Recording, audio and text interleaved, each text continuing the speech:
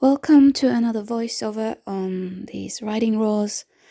As you might see, I now tried new settings and the quality is better. However, I did have some problems, more problems than last time with lighting, and so I kept getting lost out of the picture, as you can see. And you have to stop a horse to be found again. So I've just walking her a little bit around. Even though she is very bomb proof, she sometimes needs like a couple of rounds to just walk around, look at things when we get down into the arena. Because you can never be too sure there's no like beasts or monsters hiding. So just letting her walk, and I'm not sure, but I think her walk is getting better. Yeah, and even though got lost again, this is gonna be a theme. Guys, be patient, okay? These writing rules are not the best. And I know that one of my main problems are my hands. They are too low or not steady enough. I know this. So I'm just trying to trot her, warm her up, doing rising trot and just letting her stretch. She wasn't as supple this day as she has been other days. And I kind of like got bothered about it, but now that I think back on it, I mean, this is like fifth time I'm riding her in the arena, I think. And before that, she doesn't have any experience for 6 years of schooling. So what you see here is the exercise that I do to supple up her hind end, trying to get her to step underneath her with the inside leg and bend through the body a little bit. And she was very stiff, and after watching this video back, I've been thinking that I should probably do more trotting work first and then do this exercise. But sometimes your brain doesn't work, guys. It happens. So, yeah, next time, definitely warming up more in trot and doing more trot before I do that exercise. But it's all about like collecting her through the bend here, and turning up on the center line, and then doing like a cross between a leg yield and a shoulder in, because I'm not really bothered about how she's like the correctness of it. I just want the effect. And then I try to ride her forwards and letting her stretch a little bit.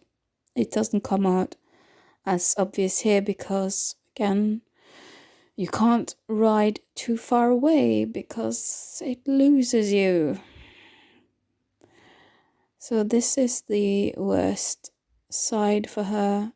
As you can see, it's hard to get her to do any bend, and she is more resistant to me trying to bend through her body and everything. So it's a work in progress. I don't expect her to be perfect. It's just to get her to feel better in her body. So walking her a little bit more again, and she spooked at something, ghost, I don't know, it wasn't visible to me anyway. So just letting her stretch a little bit and relax, because she does get a little bit tense when you ask her to do stuff she doesn't understand properly. But I think like with time we should be able to do like simple exercises. And we got lost again. I think my leg was slightly better this time than the last time. So now we're going into a sitting trot, and what I was working on was tempo increase and decrease within the trot, and it doesn't show up as well on the film or on camera. But I was just riding her forward for like a little over a quarter of a circle, and then trying to like get her to slow down. You can barely see I'm slowing down here, and she doesn't really get half halts or anything. Here she's moving forward again, and then I'm trying to brake with my body and not use the reins too much. Brake, brake, brake. And then go forwards again. Actually, it's more like half a circle each. And I started to focus more on like the braking, trying not to like disturb her mouth too much, trying to get her to understand that my body is telling her something. And then I did a halt, which you can see it didn't work very well. It was like walking, walking, walking. I just did this because I felt like she was just running away and she didn't quite understand what I was saying. So I was trying to do like a halt just to increase her understanding of what I was trying to say to her, basically. If that makes any sense. And I don't think she's as curled up behind the vertical in this video as well, like she was the last time. So we go into trot again. We do the same exercise with like decrease and increasing the tempo.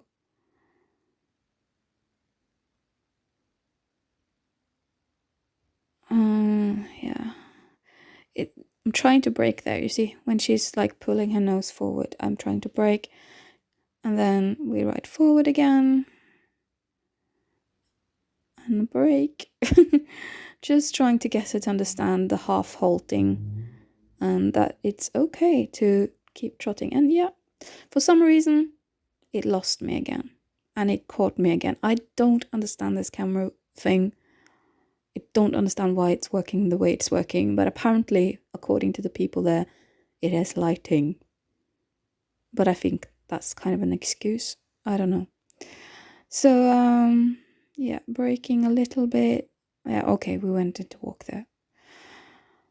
I did watch this back. I'm sorry, guys. I can't remember everything. Just like here, just letting her walk again. It wasn't a very good session. It wasn't very effective because I kept getting lost out of the picture. Oh yeah, and also we did canter. Wow! This is the first time she's ever cantered like a full circle on each rein. Around the track, I mean. And I didn't get it on film. Yay! But I'm happy with what she did. It's something to work on when she gets back from the summer pasture in August. I just wanted to try it out.